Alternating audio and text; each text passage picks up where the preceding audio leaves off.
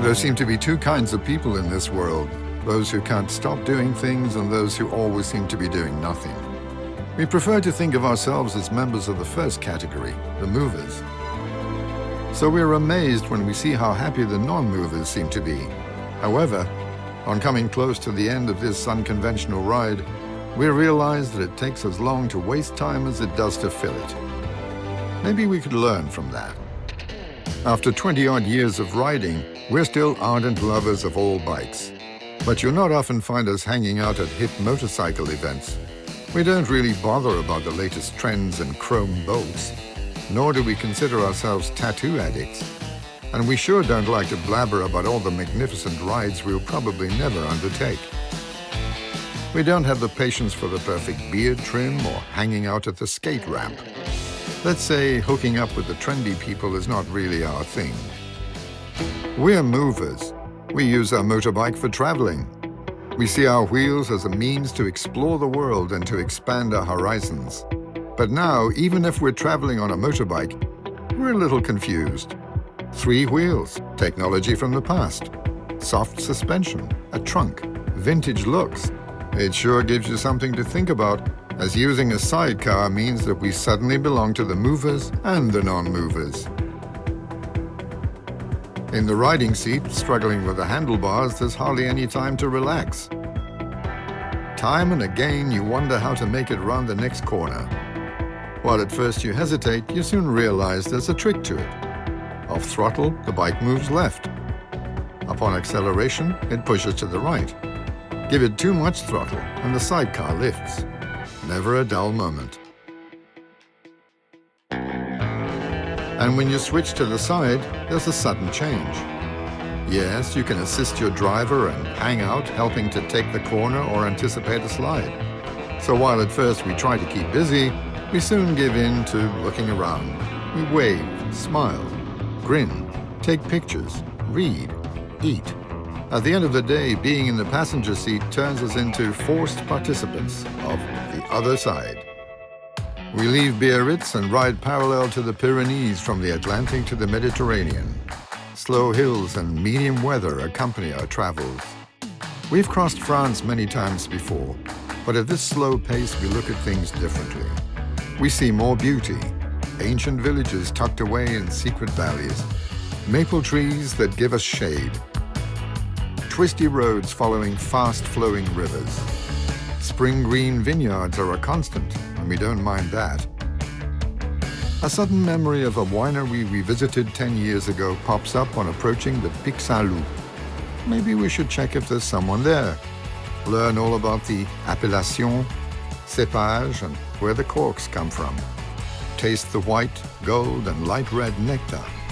Are we in a hurry? Probably not. So why keep chasing the clock? Crossing the Rhone Valley around Avignon in busy traffic afterwards feels like hell. This is not what we really like. We long for wide open roads, small twisty stretches along rivers and waterfalls, and mountains looming in the distance. So we head back for the mountains and the Alps through France and Switzerland, where we find a pretty interesting overnight stay. Yes, sometimes time wasted in the sidecar and a smartphone come in handy. As we're avoiding the high passes, our tempo picks up. This also gives us the time to stop more often. Riding the bike makes you tired, and sitting in the sidecar makes you lazy. So why not take the time to relax and breathe and enjoy the incredible views? Watch the cows. Wonder why they carry bells. Apparently there are bells for music and bells for marching. Cows from the same herd don't all play the same tune. Farmers tend to create melodies. It's been like this for over 400 years.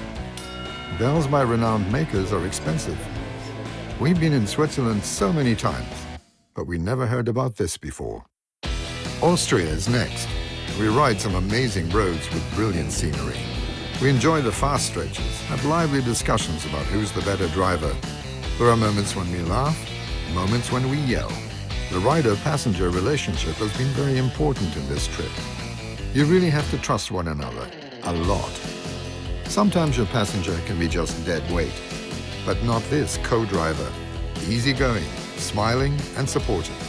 We've argued for hours, but there was never a dull moment. I do forgive him that little detour through the forest. The man's got dirt in his jeans. We cut through Germany one last time before we reach our goal.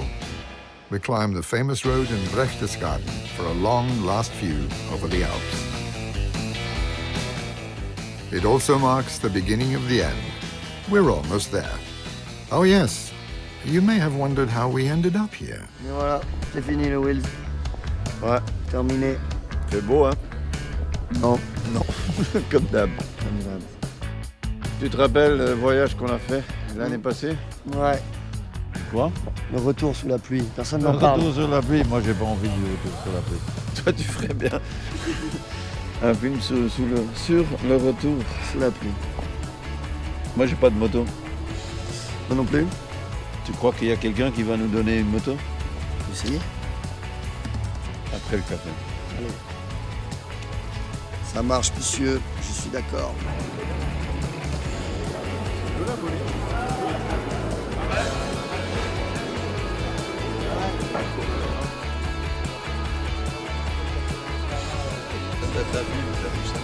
Pour les bagages. Et oui, pour les bagages. On se met là. Madame, s'il vous plaît. Oui, je vous écoute. Excusez-moi, est-ce qu'on peut le prendre et le ramener à Paris, s'il vous plaît? Non, pas à Paris, ça va pas être possible. À Paris? Non. Mais on peut le ramener quand même? Seulement en Autriche dans ce cas-là. En Autriche. En Autriche. En Autriche. En Autriche. Vienne ou Innsbruck ou quelque chose comme ça? Peu importe, tant que vous allez en Autriche. Moi, je suis chaud. T'as vu ça? Ouais. Ok.